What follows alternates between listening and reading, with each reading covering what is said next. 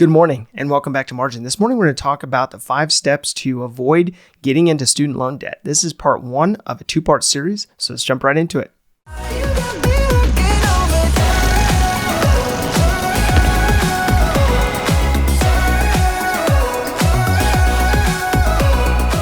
So as a student, I remember how difficult it was to balance whether to work multiple jobs or whether to go to school full time and really focus on that.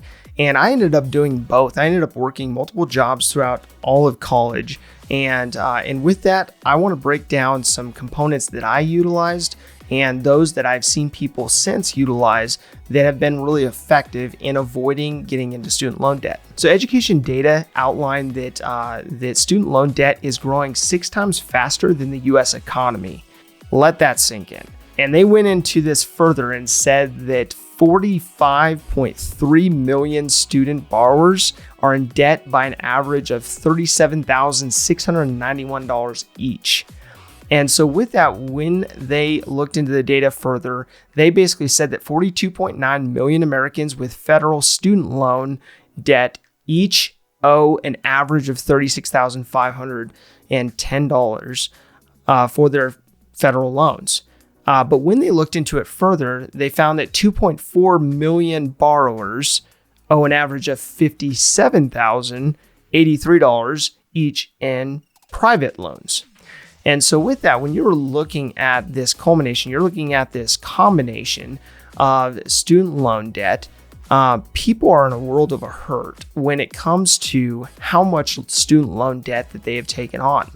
Now, that's what I want to go into today, is figuring out, okay, we know what the stats are, we know what the stats tell us, and with that, how do we prevent that? You know, we may not be able to wind back time and do things differently, but how, if we are in school now, or if we're going into school, or we are planning our college career, how do we prevent our kids going into student loan debt, or if we are in student loan debt ourselves, not getting into any more than we have to. So if you are in student loan debt, you probably know that there's a student loan suspension that's effective until September 30th of 2021 as of right now. So that covers both principal and interest, and as of right now gives people a little bit more money in their pocket that they would normally pay on their student loans until that expires. But with that, I wanted to look into the default rates. And so I found an article by Education Data again, and they looked at how many student loans actually default. And with that, they said an average of 15% of student loans are in default at any given time. 11% of student loan holders default within their first year of graduation. So that's 1 in 10 people walking around with student loan debts that default within the first year. And I wouldn't be surprised, especially in a time where there's a suspension, that people will think, it's out of sight, out of mind, and they'll forget to start up their payments again and get those reoccurring payments going. And I wouldn't be surprised if we are seeing even more default in the near future on these student loans, especially in light of some of the aspects of forgiveness and some of the legislation moves that are being proposed. So in the episode on the 12 steps to debt payoff, I put student loans at number 8. And when I was looking into the current rates for student loans, I found an article from NerdWallet. NerdWallet basically outlined that the average student loan ranges from 2.75% to about 14.5%. And so with that, when you're looking at that massive range, it will calibrate, it will adjust within your debt payoff based on that interest rate. So based on this range, let's take an average of about 4% for a new student loan. And if you were looking at that balance of $36,510 as an average balance, and you have an average payment on a monthly basis of about $370, you are looking at paying about $120 of that per month in interest alone.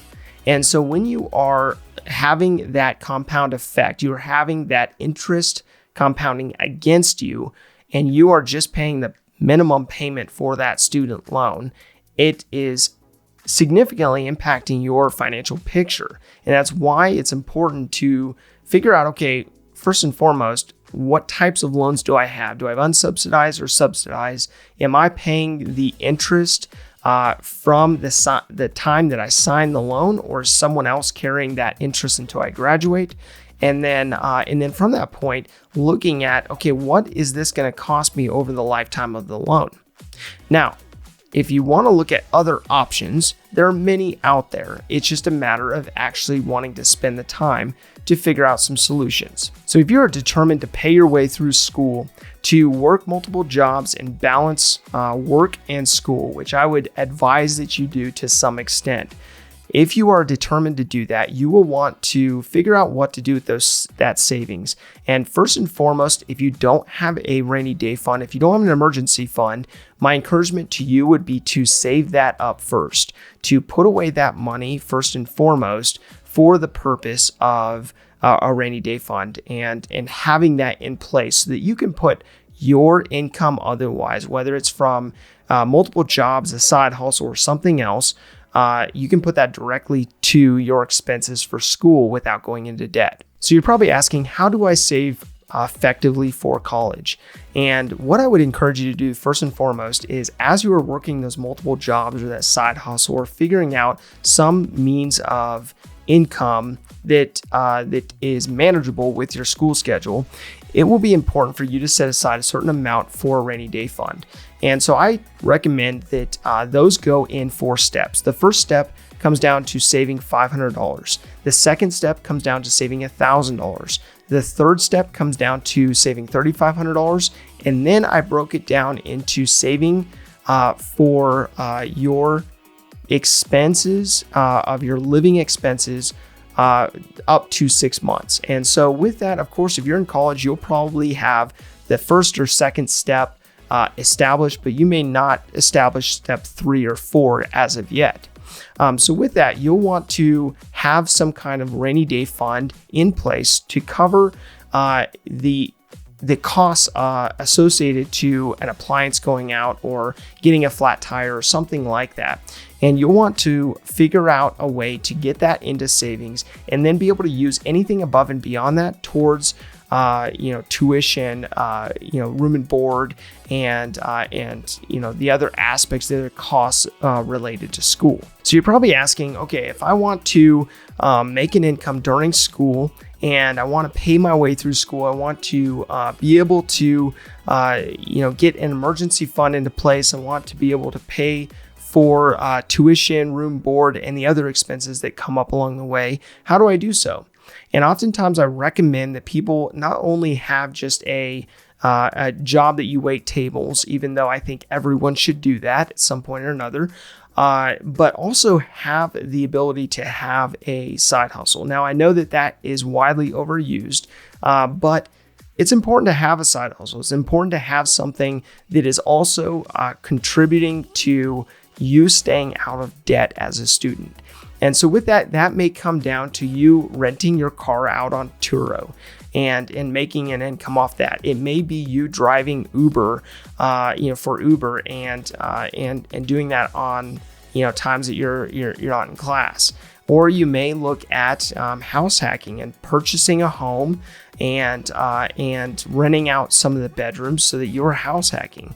But you can look at so many different opportunities, so many different options when it comes to getting some kind of side hustle.